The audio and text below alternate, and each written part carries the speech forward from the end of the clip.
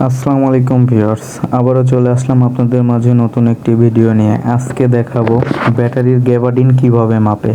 যাদের ব্যাটারিতে গাড়িতে চার্জ থাকে না, 300-400 টাকা ভাড়া আসে, তারা কিভাবে ব্যাটারিটা দেখবেন গ্যাবার্ডিন ঠিক আছে কিনা। ব্যাটারির গ্যাবার্ডিন হলো মূল কারণ। গ্যাবার্ডিন যদি নিচে নেমে যায় ব্যাটারি নষ্ট হয়ে যাবে, ব্যাটারির চার্জ টিকসই করবে না। তো দেখেন, আমি এই ব্যাটারির গ্যাবার্ডিনটা মাপতেছি।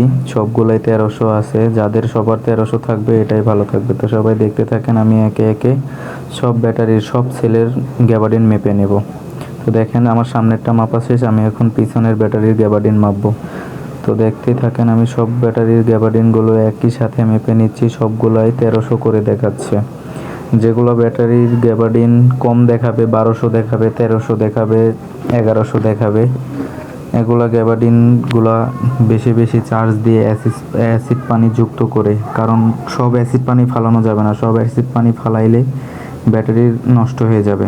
তো যেই পানি আছে ওই পানির ভিতরে আরেকটু অ্যাসিড পানি নিয়ে মিক্স করে দিয়ে দিতে হবে। দিয়ে বেশি করে চার্জ দিয়ে গ্যাবার্ডিন উঠাতে হবে।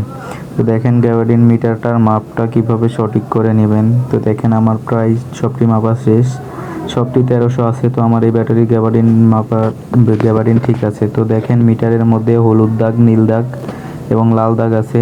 এই হলুদ দাগের মধ্যে যদি থাকে তাহলে ঠিক আছে, আর লাল দাগে যদি থাকে তাহলে ব্যাটারির গ্যাবার্ডিন ঠিক নাই। তো সবাই ভালো থাকবেন, সুস্থ থাকবেন। খোদা হাফেজ।